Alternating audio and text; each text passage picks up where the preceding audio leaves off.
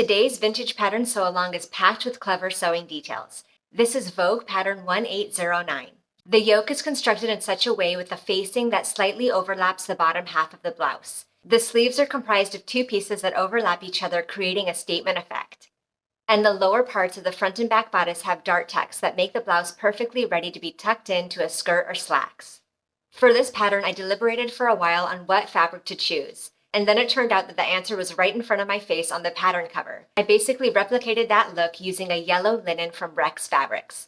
This is the same yellow linen that I used for the free pattern sew-along for the short kimono jacket. Now without further delay, let's sew a vintage blouse. Apply interfacing along the center back yoke edges according to the markings on your pattern piece. Then I'm going to take these pieces to the serger and I'm going to finish the edges of the shoulders.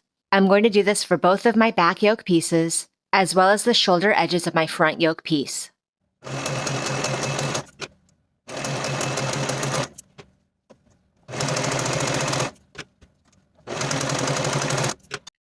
Now I'll place my front and back yoke pieces right sides together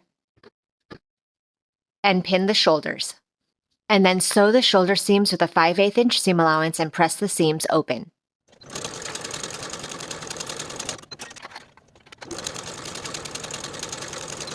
Apply interfacing to the wrong side of your front and back facing pieces, and then place these pieces right sides together and pin the shoulder seams. Then I'll sew with a 5/8 inch seam allowance and press those seams open. Now we can place the facing and the yoke right sides together and pin all along the outer edges, matching your seams and your notches. Then we're going to sew this outer curve with a 5/8 inch seam allowance from center back all the way around to the opposite center back.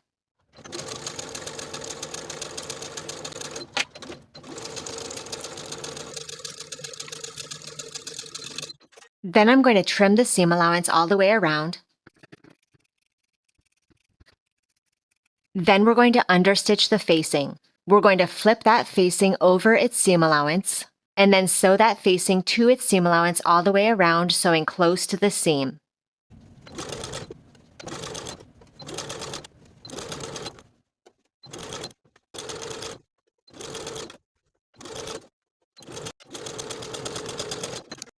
Once that facing is understitched, you can turn it to the inside and give it a press all the way around. Along the top of your front bodice piece, you have dots indicating our gathering points. I've marked those dots here with pins. Using the longest stitch on your machine, a 1/2 inch seam allowance, and remembering to leave thread tails when you start your stitching, stitch from one dot to the other, and at the end of your stitching, leave thread tails again.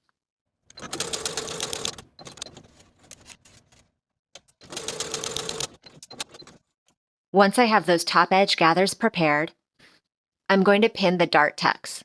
I've marked the dart tucks here faintly with chalk. Then, just as you would do with a traditional dart, you're going to fold the dart in half, pinning through one dart leg and out the other.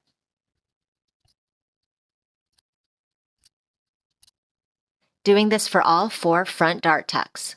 Then I'll start sewing each dart tuck following the lines that I transferred onto the fabric, from the top, back stitching to secure, continuing down to the point, leaving thread tails at the point so I can tie them in knots.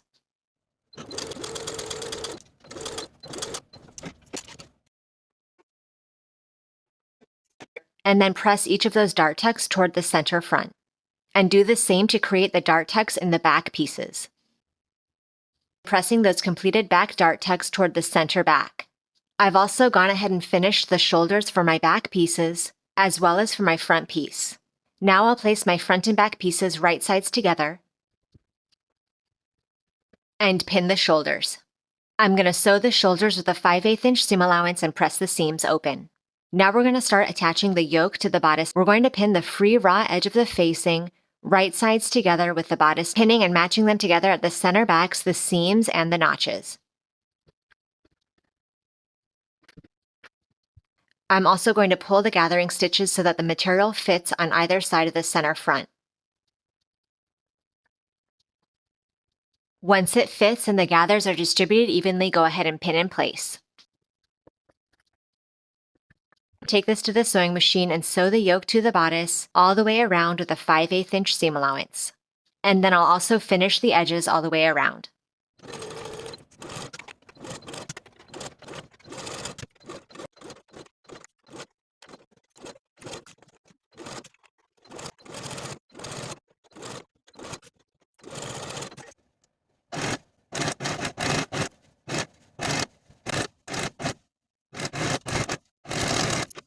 Once that seam is sewn and finished, press the seam allowance up toward the yoke. Then we're going to top stitch this yoke to the bodice through all thicknesses, an inch away from the finished edge of the yoke all the way around. I'm going to be sewing from the wrong side of the garment, since that inch seam allowance that we're going to be sewing with will align with our previous stitches. I'm just going to stitch right along that previous stitching line all the way around.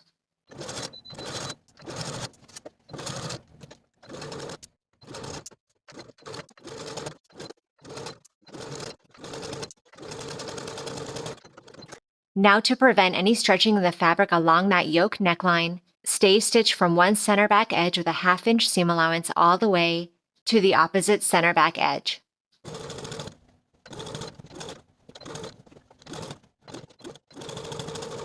Apply interfacing to the wrong side of one set of collar pieces, and then place your remaining collar pieces right sides together with these pieces. Pin along the outer edges, and then sew those outer edges with a 5/8 inch seam allowance.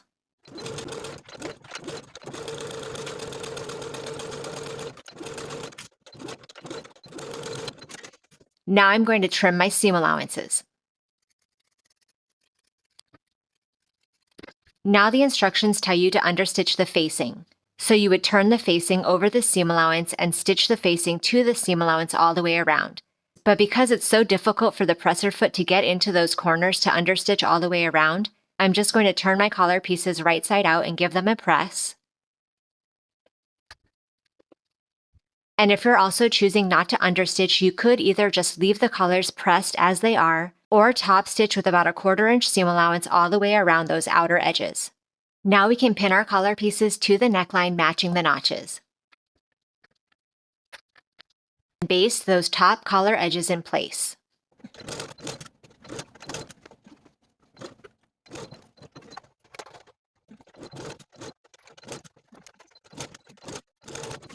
Now that collar is basted in place, I'm going to take each of the center back edges and finish them separately from top to bottom.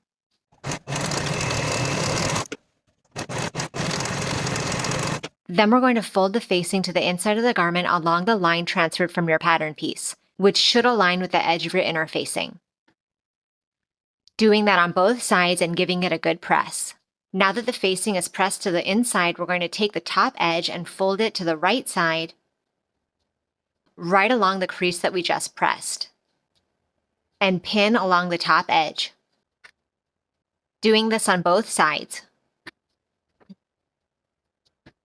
And then baste those top edges in place.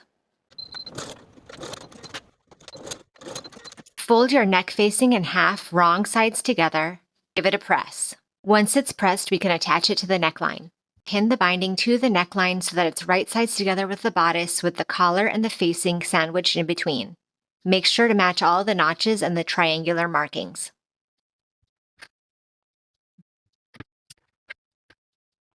Now we can sew from one end of the binding to the other with a 5/8 inch seam allowance.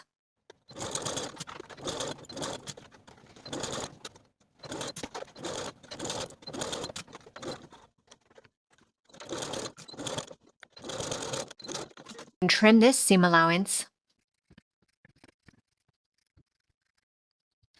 Now that binding is attached, you can turn the facings right side out.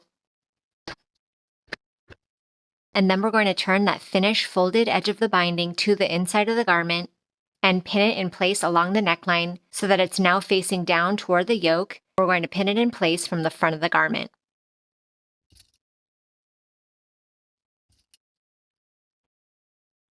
Now sewing from the front of the garment, we're going to top stitch right below that collar neckline seam from one center back straight across to the opposite center back with about a 1/4 inch seam allowance.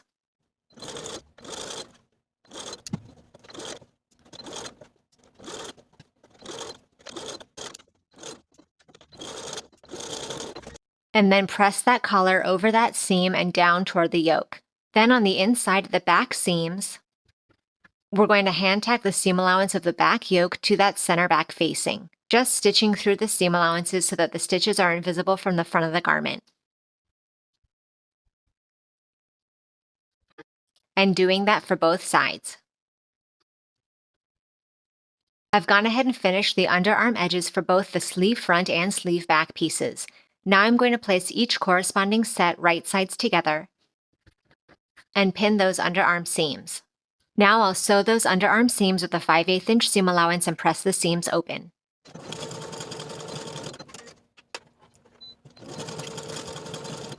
Apply interfacing to the wrong side of your sleeve front and sleeve back pieces, and then place those corresponding pieces right sides together, matching the notches. Sew with a 5/8 inch seam allowance and press the seams open. Then place your facing and the sleeve pieces right sides together and pin in place along the bottom edge. Doing this for both sleeves.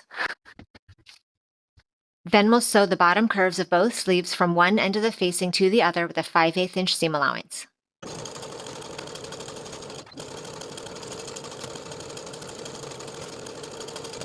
Then we'll trim those seam allowances. Then we're going to understitch these sleeve facings just as we did for the yoke facings. We're going to turn those facings over their seam allowance and then stitch the facings to their seam allowance, stitching close to that original seam line. Doing this for both sleeves.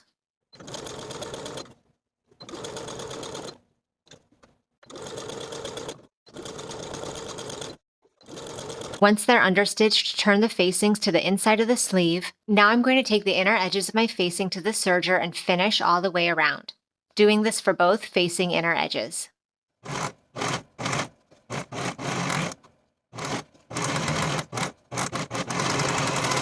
And then we're going to baste those outer edges for both sleeves.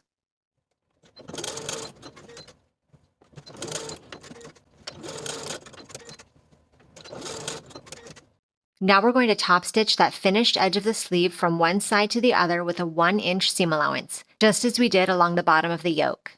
Doing this for both sleeves.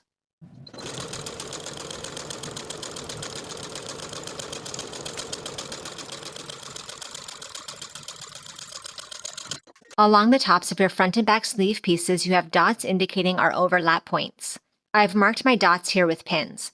Now I'm going to place the wrong side of my front sleeve on the right side of the back sleeve, overlapping those dot markings and pinning in place along the top edge. Doing this for both sleeves.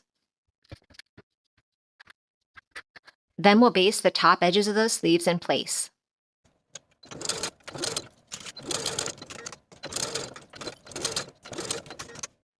Now I'll place my front and back bodice pieces right sides together and pin the side seams. Doing this on both sides. Sew both side seams with a 5/8 inch seam allowance and finish the raw edges. Now we're going to sew basting stitches into the sleeve caps. We're going to take it to the sewing machine and use the longest stitch on your machine from one notch all the way around the top of the sleeve to the other notch, leaving thread tails at both ends so you have threads to pull for gathering. Do this for both sleeves.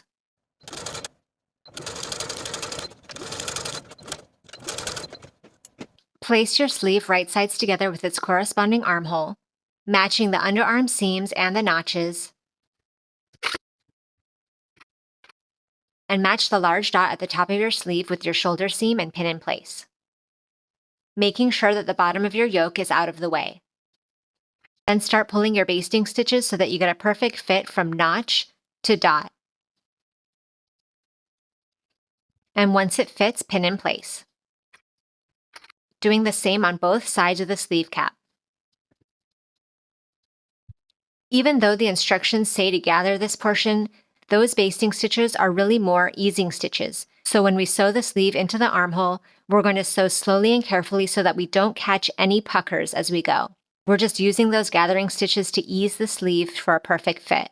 Sew all around the armhole with a 5/8 inch seam allowance, finish your seams, and repeat for your other sleeve.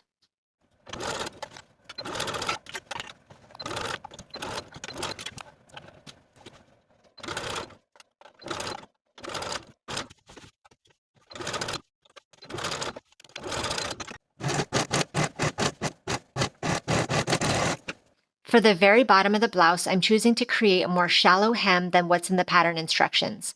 So I'm going to turn back the bottom facing to the right side of the garment, right along that original pressed crease, and pin the facing to the bottom edge of the blouse. Doing this on both sides. Now with the facing and the bottom edge of the blouse right sides together, I'm going to sew the facing to that bottom edge with a 5/8 inch seam allowance on both sides.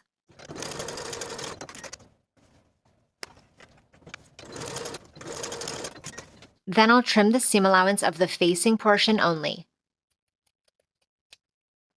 Doing that on both sides. And now I can turn those facings back to the inside of the garment.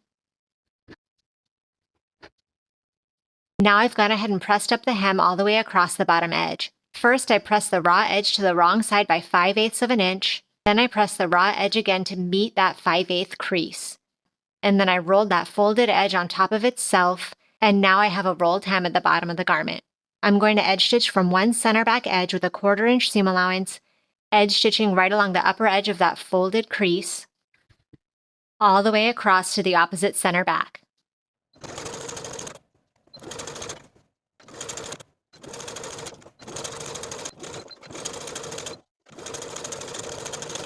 Using my buttonhole guide pattern piece, I'm going to mark the buttonholes along the right back bodice. And now I'll sew each of the horizontal buttonholes in place.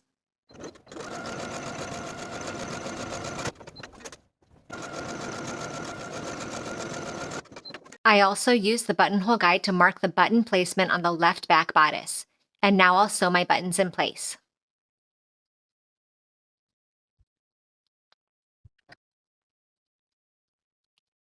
Here is my armhole, and I'm going to center my shoulder pad at the shoulder seam. Placing the straight edge of the shoulder pad right along the finished edge of my armhole seam allowance, and then tack the side edges of my shoulder pad to the armhole seam allowance. Doing the same on the other side. Then I'll sew the center of the shoulder pad to either side of that shoulder seam allowance.